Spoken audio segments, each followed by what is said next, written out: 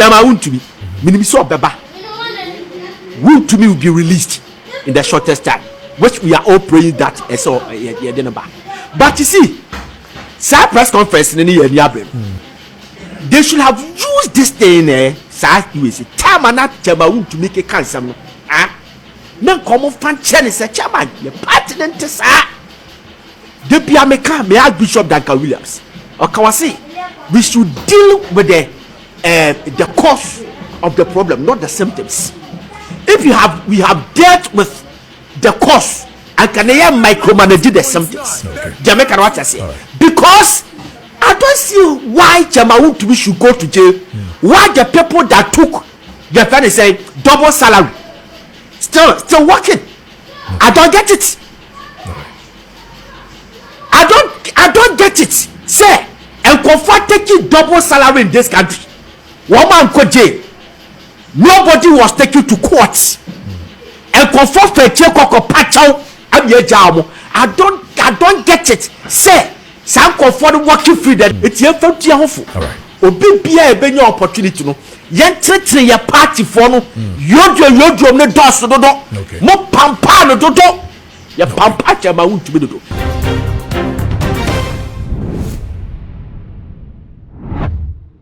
Abusia ene Chairman Wuntuimi ekopiem ewo Accra High Court after say watch 1 week ewo in someone prison on the 20-year sentence.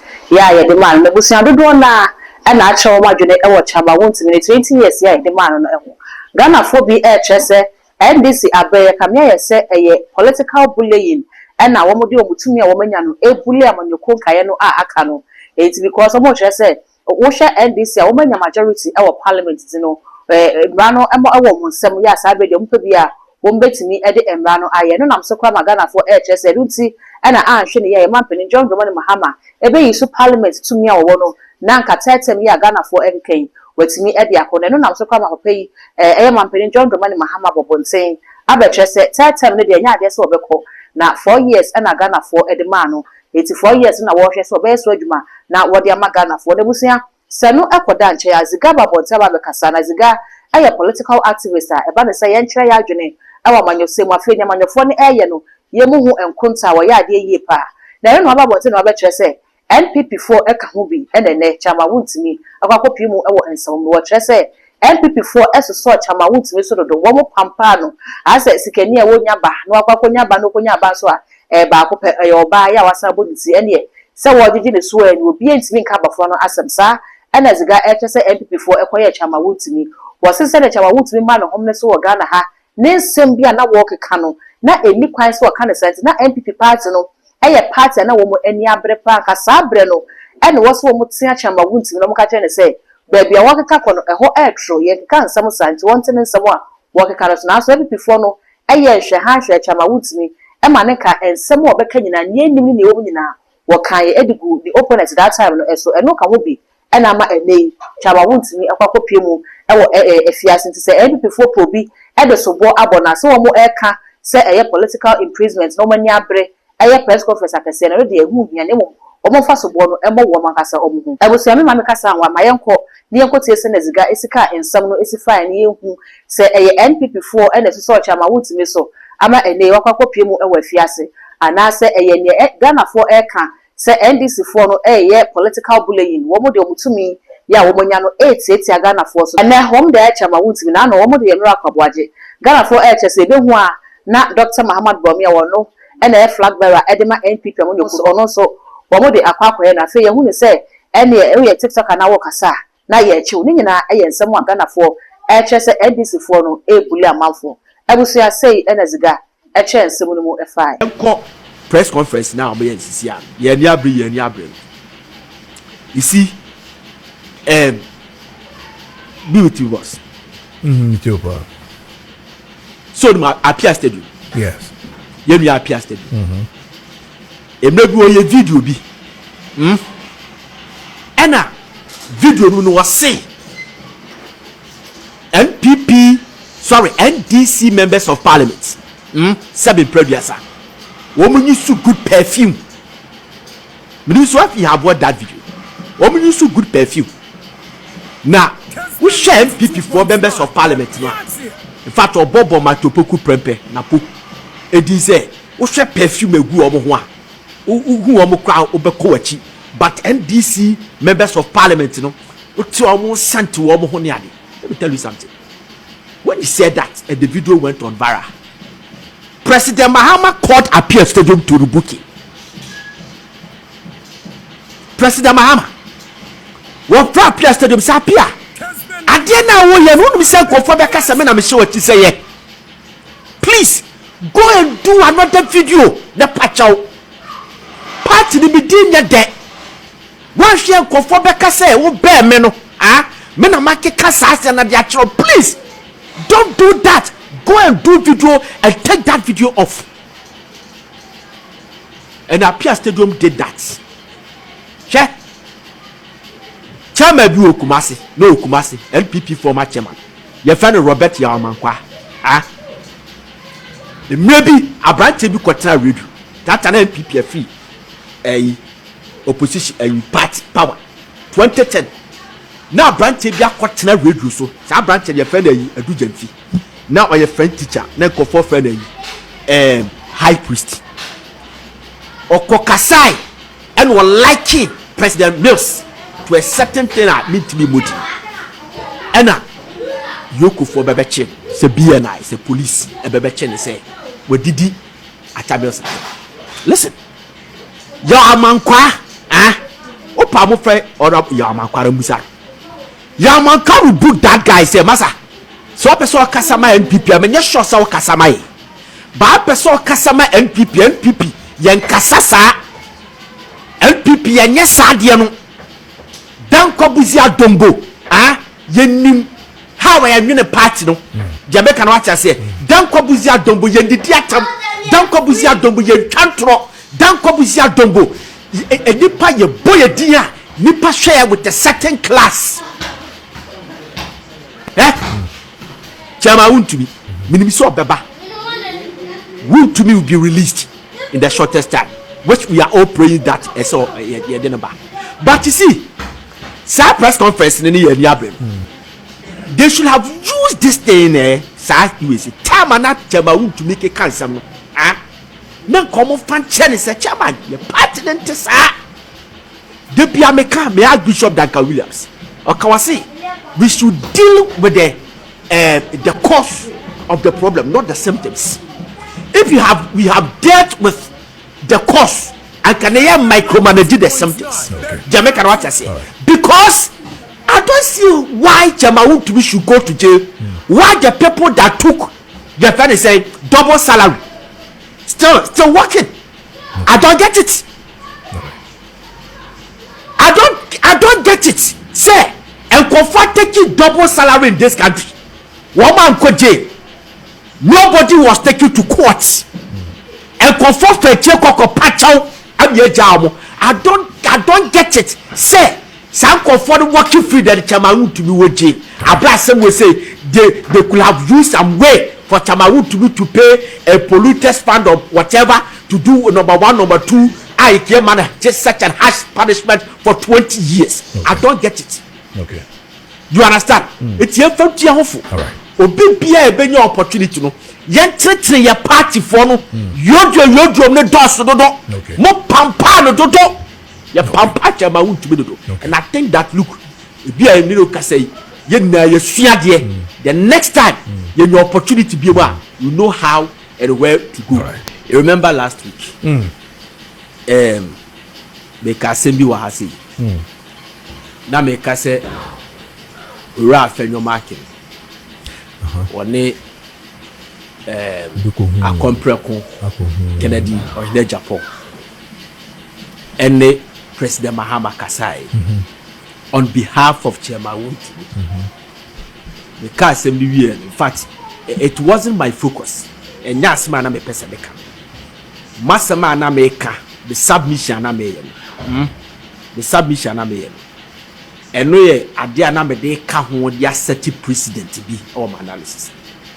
But unfortunately and no ma you go viral and we took the center stage. Yes, but the tesen kofo nipa bebrebe ka say enye no kre because obu bi say akompreko Okay. kedede ohina Japan wonne Chairman Wuntuimi e wo problem you understand ma fall out enu ntino enye possible say obomi onu ba apologize to President Mahama on behalf of Chairman Wuntuimi ti ye aduma yi yenti hasa akwa ye investigative journalism in quotes I said they call for friend because I don't see anything say there's something like investigative journalism. Journalism is a journalism. You cannot go to a friend say GIG say me do investigative journalism. If you are sent to Kumasi Sports Stadium, Accra Sports Stadium, see say Kotokone has Konokofa score line bra. O kona kofa by is an investigation. Ya ni atemo ne ne ababe ye kasa ye investigate ye research ye research Jamaica what say now asem na nsi recently ye babe jelly Chairman Wuntuimi Pictures na me hu yes pictures ni very good dem me hu ye den yes okay very good a tape for am share with the picture we babe castle picture we exclusive edipa bebre ni ba bia picture we see free Jamaica what say good sa photo we say on say ye babe to NPP for flag bearer abano this is what happened omo babe to ni emu ne ye Chairman Wuntuimi the first arrest obeka Ghana for mu sorry o NPP for mu sorry o you remember that one etu omo to sa assembly CM ye de Chairman Wuntuimi ko yoko as a NIB officer and aspirant ni na suspend the omo campaign to pay your friend is a solidarity to Chairman Wuntuimi etu omo ni na including Kennedy ohina Japan because that time na Kennedy Japan no need Wuntuimi Chadma omaso but or dress or a mature person where a party some and on also call equip solidarity in fact a normal crowd na senka surety no more pen ya compare code that started it and son of brother champion e dey the normal babe Wuntuimi Jamaica what say now chama okoye na o pay tribute to Chairman Wuntuimi and I say solidarity to Chairman Wuntuimi then after ye Chairman Wuntuimi no so no the das and o call a compare the office or ni team tie ni o Chairman Wuntuimi ni team omo call a compare office no and also o da compare kwase for adia wa ya dia mano because remember say already no use the station you know, as a vehicle for people to malign Owura Kennedy Japan. So he was not expecting Kennedy Japan to show such a solidarity. It is a bafuton. That's na I say I shanama and only the team no koena oboko koda Owura Kennedy Japan. Now listen to me. Omo picture ni no Chairman Bugaka homebwa Chairman Bugaka de yeah I can see Gaji in the general. This is the main picture where I compare the office. This is the main picture. I can see a better personalities there. Mami Musa say, Omo Musa Omo say, Edi asem na I compare ko ba o kachiro. What's many papa na kasa? And what china di kura papa na say Chairman Wuntuimi aya eye ne ya. Jamaica what I say? Papa be answer. Aye President Mahama. Okay. Adia Chairman Wuntuimi aya ne ya so oni afenyo marking apologized on behalf of Chairman Wuntuimi. Then later Chairman President Mahama who say sometimes humor 30 minutes after 45 minutes later and he sent a video of Chairman Akwasinti former NPP former chairman say the video be okoye no Angel FM Kumasi si Angeli Chairman Wuntuimi Angeli no o send them ba o say mo ko for krase Angeli no and o ye emoji e wase as like osre Jamaica what say so in this picture Akwampeku told them, and including Chairman Wuntuimi, say, we have done our part, so go and do your part and apologize to the man, because most of the things that we said was no good. In fact, he mentioned Abua Papon Kwedi. Say President Mahama say Abua Papon ayadiama na area. Including Abronye. Now listen to me, boss. Maybe a GBC trainer for 12 years and a Matna Ghana Broadcasting Corporation. Matna radio so akasa consistently. Radio and try see yembe did fancy your radio no. A routine a mempe sa kind of gimmicks I did paid no, I don't like that. It's a GBC be anything. Me back has been 11 years ago, and I started because of the platform no so any pija the partners are no. Yeah, we're not trained in pedding. Men casas men find needing there be record of Japan or so. Jamaica what I say.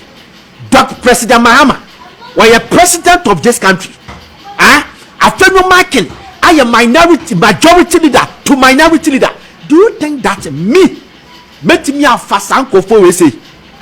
Number the Oma Babetra, no party falsehood about them, a brain and credit. I then almost there almost say, almost statement up to the Wuntuimi issue statement. Where are the money, Amaka? It did happen. It did happen. So yeah, people should stop all these things. Look, if you don't have the facts, you don't have what it takes to say open so yeah, shut up. I've seen on social media a lot of people. Hey, hey. Learn from Kesben. You people should learn from Kesben. And as you get taken, say the baby. TV, you are not promising me, I took inspiration from Paul Admoche. When I saw what Paul Admoche was doing there, and I said, no, I have to do the free version of Paul Admoche. He inspired me. It is a means to me inspiring Kofone and Kofoye. I don't have any problem. But don't go and lie. If you don't know Nana from Poziga, me can't throw so that. That's it.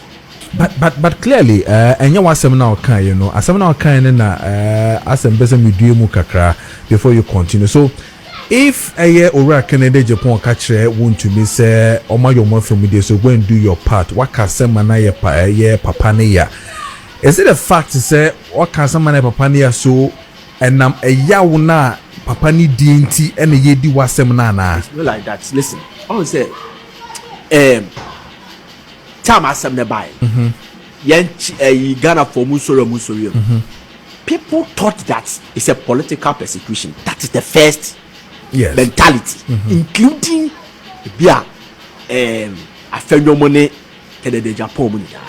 The American watch us say Omuni now Bia say it's a political persecution. So the BT. So and no maybe always a compare who apologize to President Mahama. They say Bia also a kafa President Mahama. So he thinks that look, the party can some the fan a brand one year president. And then no bear president, we need to apologize to the person. And we don't apologize to him. So you told them, Monsieur Dopa, Bissom Sameboa. Say, yeah, for me, they apologize to the man. So if Chairman Wuntuimi has anything, he should also apologize to the man. Let us end there. It's a Musia the Ghanaian Samia or the Atujaya. You never yard, you say, and send me a natural Wuntuimi epicano. Na a year somewhere a near Suswan. Naka MP parts no a part of Maniabra Casabreno, and Womusan Mutiacha Wuntuimi, my name send be a walking cano. Would say to a says, would say to Monte, so after such a Wuntuimi, the sentence a by Yadona air can say conviction a demarch Wuntuimi 20 years no. A year more of and some more kind than some boy the ball say a galam say no, and no and a gun of worker. It's in a way no, as a Chama Wuntuimi, send be a kind and one Wakasa, the Gokobro and I didn't at the Amanabusia. My main wounds are in our comment section for all the social media handles now. Are you too much GH? What's as for like Yashi? Nothing for some